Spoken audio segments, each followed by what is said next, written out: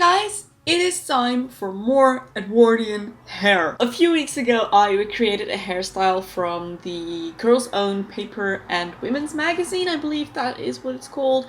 Girls Own Paper and Women's Magazine. Yes, the publication from 1911 apparently contains some hair tutorials, and a few of them have been republished on a blog called arrayedindreams.com, and it has the photos and a transcript of everything that was written down.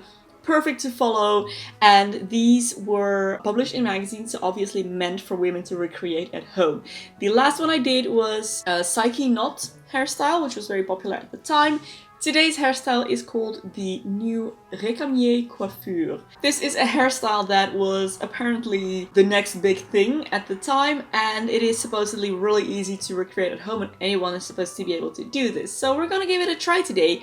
Now let me just read to you what the instructions are for the first image in any case. This fashionable coiffure can be made with little or much hair. Although the Recamier is the smartest coiffure of the hour, unlike many other styles, it is one that every woman can arrange herself and with only her own hair. Whether a woman has much or little hair, she can always develop it in a graceful way if only she knows how. I don't have a lot of hair, and especially compared to the model in this magazine, but I should be able to do this hairstyle. In this lesson is explained how the Recamier coiffure can be made, making the most of little hair and disposing of what seems like almost too much hair in an equally satisfactory manner. Sounds perfect, let's get started. To make the Recamier coiffure, first brush all the hair carefully, then divide it by making a parting from the crown of the head to the forehead.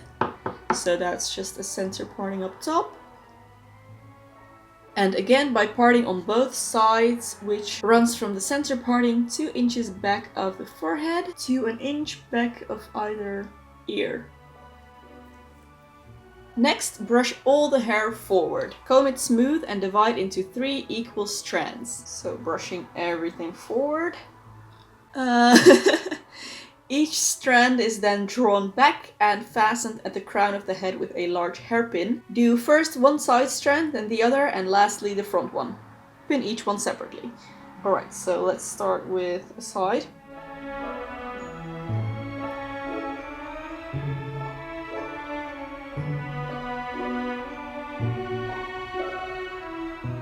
And then the center one. Oh, that doesn't look too good. Actually, I think I'm running into the same problem now as I did last time, and that is the texture of my hair. I have modern hair which is washed and smooth and slippery. Edwardian hair would have been a lot coarser, thicker probably, less washed, so it would have had more grip. So let's try that again. I'm also gonna need to take a little bit more hair, I think, because my hair is quite fine and thin. In order to get a nice poof, I just need a little bit more hair.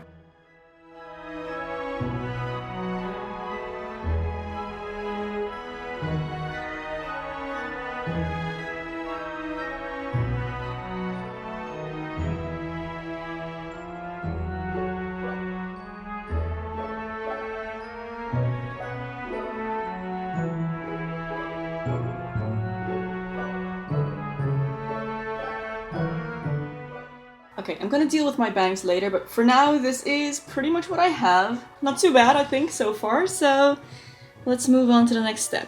To secure a soft, fluffy pompadour like the one shown in this illustration, avoid the use of a pompadour roll when the hair is thick enough to stay in position. Okay, so maybe I am allowed actually to use a pompadour roll. Should I? Since this hairstyle is supposed to be done on just natural hair, I'm not gonna use it, and we want to make a more subtle poof. I think that was kind of the whole idea behind this tutorial. After the pompadour is all pinned securely in place, the next step in arranging the Recamier coiffure is making the puffs. Each puff is made by rolling a strand of hair over the 2 forefingers, beginning at the end of the strand and rolling towards the head. So let's just start up top. Rolling over the 2 forefingers. When all the strand is used up, the puff is pinned at the crown of the head with 2 hairpins at both ends of the underside. So I think I am to stick a pin in from this side and then one from that side. It is a nice way to hide those bobby pins. Care should be taken not to place the puffs in a stiff position. The woman with little hair, that's me, can only have the puffs And for these, she should use both the front and the back hair. But the woman with much hair should only use the front portion in making them. The back division she uses for the soft coils shown in this illustration. So if you have a lot of hair, then you can use this part to make puffs, and then the bottom part to make two coils that will kind of coil around the hairstyle. I definitely have little hair, so I can only make the puffs. So I'm gonna just make a bunch of puffs and we'll see how this looks when I'm done, I think. I'm gonna take care not to arrange them too stiffly.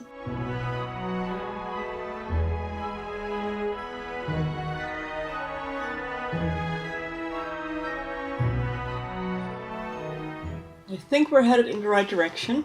You know what? I would actually really like to do those coils as well. Maybe, you know what? Let's just try it and see how it looks, and if it looks absolutely horrible, I'll just go back and make more puffs. But coils are fun. I want to make coils. Although I have to say, this does seem like the perfect hairstyle to eat up a lot of length if you have super long hair or very thick hair or just a lot of it. I think I'm gonna do one more puff and then try and use this hair for the coils.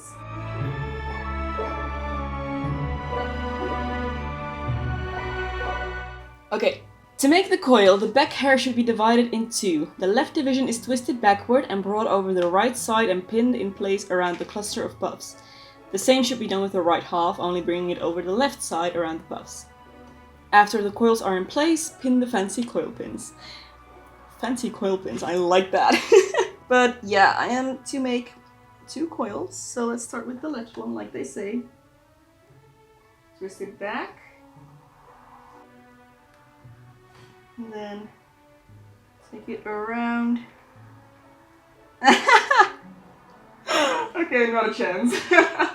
I don't think that's gonna work with my hair actually. But let's try.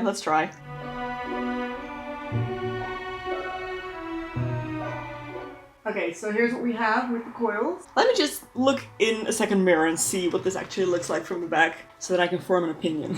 Never mind me and my doubts, this is super pretty! I absolutely love it! Even with the thinner hair, I can imagine this looks super gorgeous when these twists are nice and thick and kind of match up in width to the puffs that I have here. But even like this with the thinner hair, it is so pretty! I think this is a really gorgeous hairstyle, looks super authentic. Of course, I mean, it is. I did hairspray my bangs back, by the way, so that's why maybe it looks a little bit stiffer than it should, but I absolutely adore this. This is a perfect late Edwardian hairstyle to do. It is super easy to recreate. Once you know what you're doing, you can do this in like 10 minutes or less. It is, oh, so pretty! Once again, massive thanks to the Girls Own Paper and Women's Magazine from 1911 for bringing us this information, and of course to the lady who transcribed and published this online. You're my hero, because now we can do stuff like this, and it is just incredible. The Recamier Coiffure. I wonder whether this is named after Juliette Recamier. I did a Beauty Beacons episode about her a while back, but anyways, I think I need to finish this video here because I'm gonna keep talking forever. Point in case, this is gorgeous. You can recreate this. I will put a link to the original tutorial in the description box if maybe you found this a little bit hard to follow, my stumbling through this tutorial, but I hope you enjoyed it anyway, guys. If you did enjoy this video, don't forget to give a thumbs up and subscribe to my channel for loads more beauty and lifestyle content, historical and modern, and all things in between. If you'd like to support me through Patreon or my merch store, there'll be links in the description box below. Thank you so much for your support. There's another video here that I think you might also enjoy. You can go watch next. Thank you for watching, and I'll see you very soon in my next video.